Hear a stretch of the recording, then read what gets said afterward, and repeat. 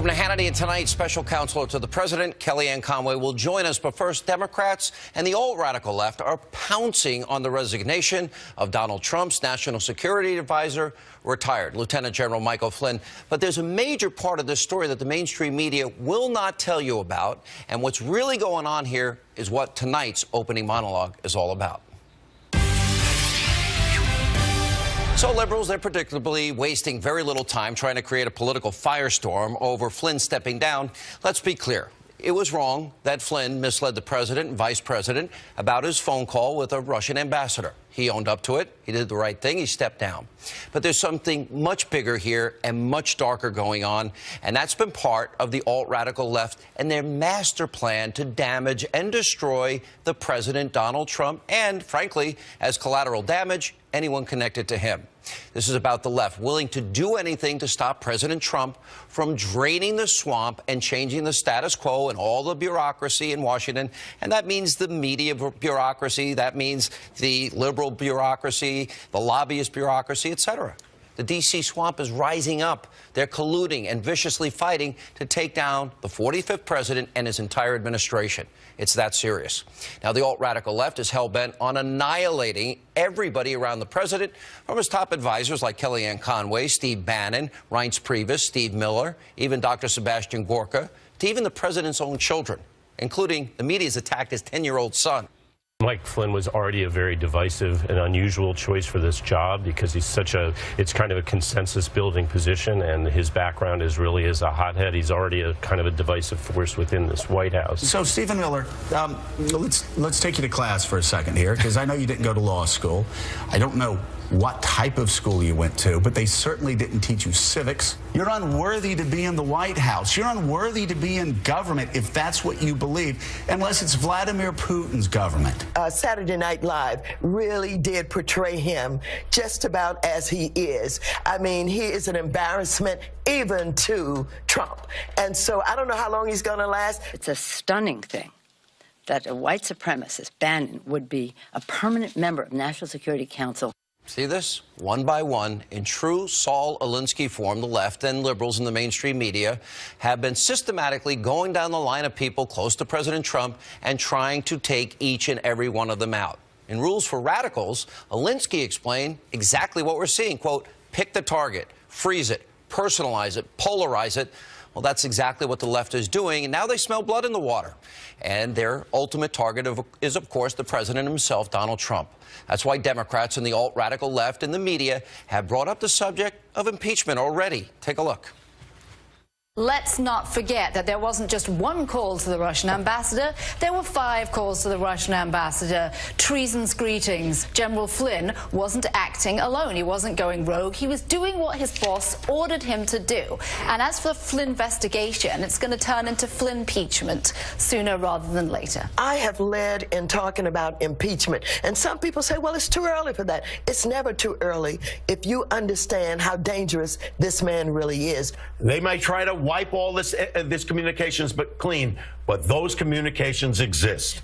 They exist, and they will come out. And once they come out, I guarantee you Republicans are not going to stand by when impeachment is put on the table. You know, in 2008, before Obama was even elected, the guy that ultimately would become the ambassador to Russia, he actually went over there, visited, and talked to them. Impeachment of the president is clearly the end goal for the left. Facts, truth, doesn't really matter. Mike Flynn is just a small casualty of that bigger plan. Now, the left is trying to make what happened here into the next Watergate. But we have to remember that these are the same liberals who fiercely defended Hillary Clinton, ignored and defended the massive private server scandal. Remember, top secret and special access programming in the closet of a mom-and-pop shop bathroom. They ignored and defended the corruption, the pay-to-play at the Clinton Foundation. They ignored and defended Hillary Clinton's endless lies. And the left was also noticeably silent back in 2012 when President Obama, remember, he was caught on a hot mic saying this to the Russian prime minister to send a message to Vladimir. Remember this? This is my last election for you. Yeah. After my election, I have more flexibility. Yeah. I understand. I transmit this information to Vladimir. Yeah, tell Vladimir more flexibility. Don't tell the American people. That's selective moral outrage and hypocrisy of the worst kind. So what we're seeing playing out is what Eli Lake, who will be here in just a few minutes with reaction, described in an article earlier today entitled, quote, "The Political Assassination of Michael Flynn." Now, in it, Lake points out that it is so extremely rare for reporters to be told about government-monitored communications of private citizens, which is what was leaked to the press about Flynn's call with a Russian ambassador.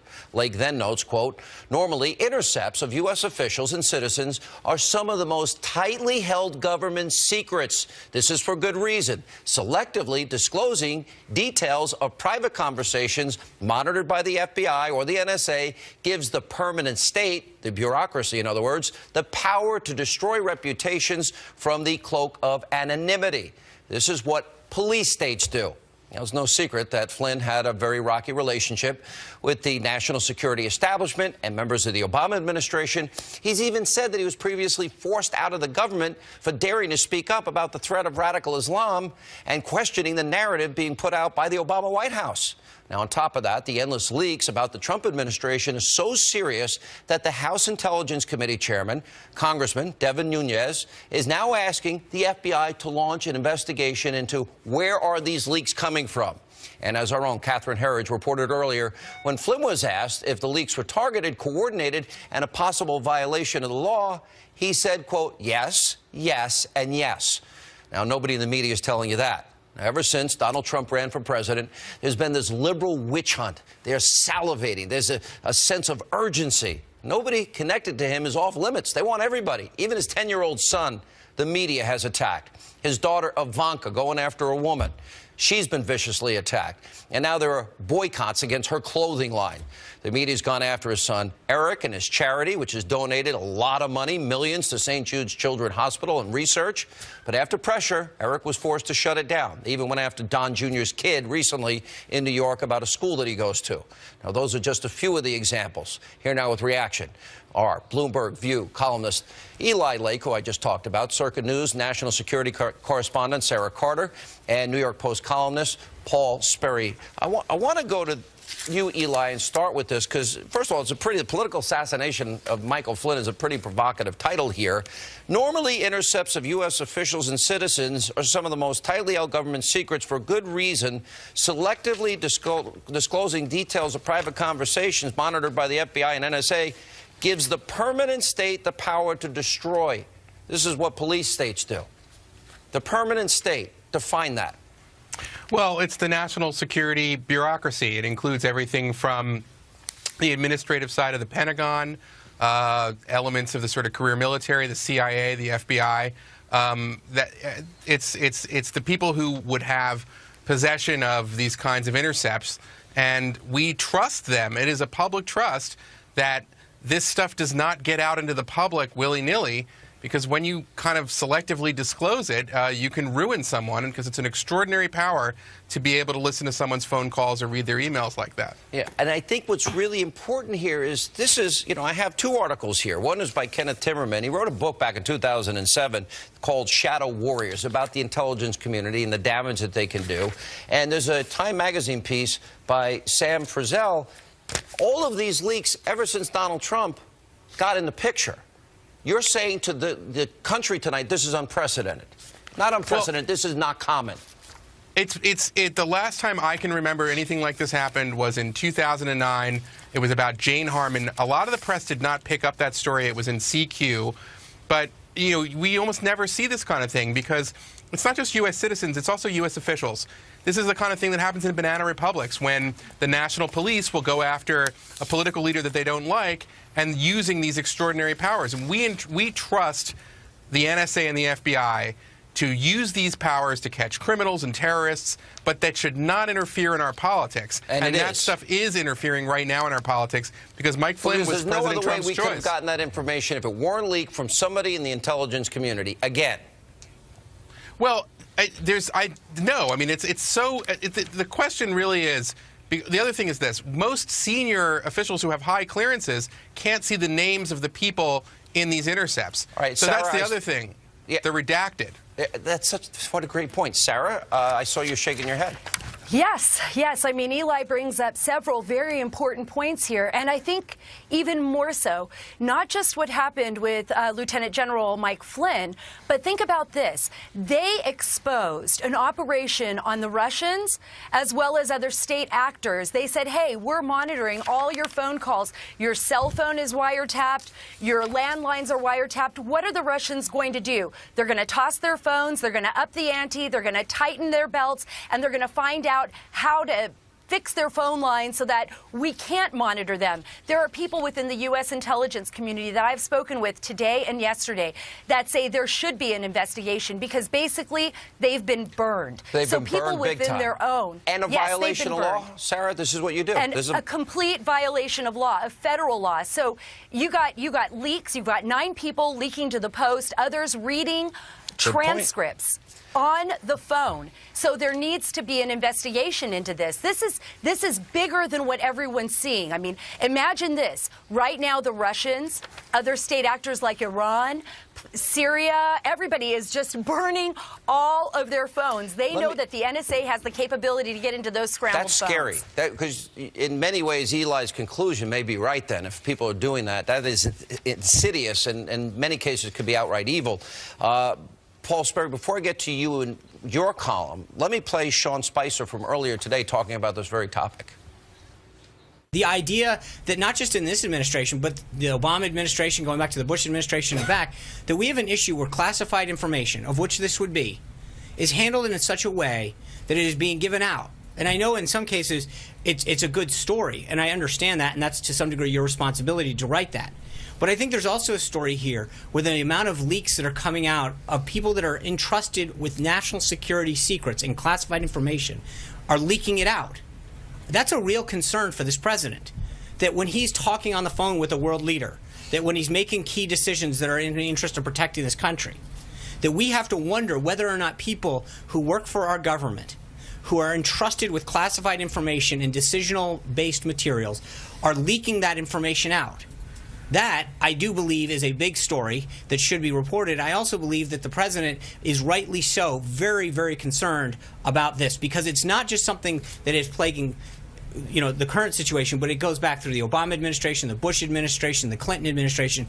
When we have government employees that are entrusted with this and then leak it out, that undermines our national security. Paul Sperry, you wrote, as you're a columnist for the New York Post, and you wrote a column that was extremely disturbing, if true, how Obama is scheming to sabotage Trump's presidency. Do you see any connection here? And explain what you mean. Well, I mean, intel has been politicized. There's no question about that, to delegitimize, undermine Trump. And that goes back to December.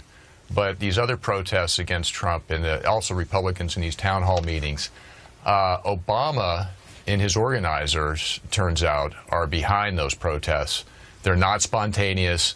They're being organized. Do you think some in the intelligence community could have leaked this as supporters of Obama, holdovers, or maybe permanent bureaucrats?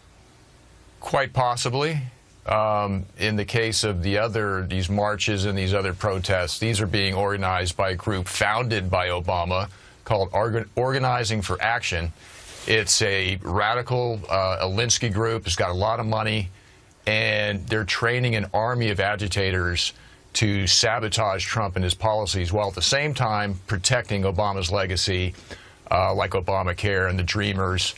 And here is OFA listed prominently on Obama's new website, OFA Organizing for Action. Wow. So you think it's a lot deeper. I think we've got a long way to go. It sounds to me, based on what all of you are saying, and you are all experts in national security issues, that we need an investigation where these leaks are coming from, because it seems like this is political and it's damaging a lot of people, and that's the other side of the story that I think a lot of people are avoiding. Guys, good to see you all. Thank you for your insight. Good columns today from both you guys. And coming up next, right here, tonight on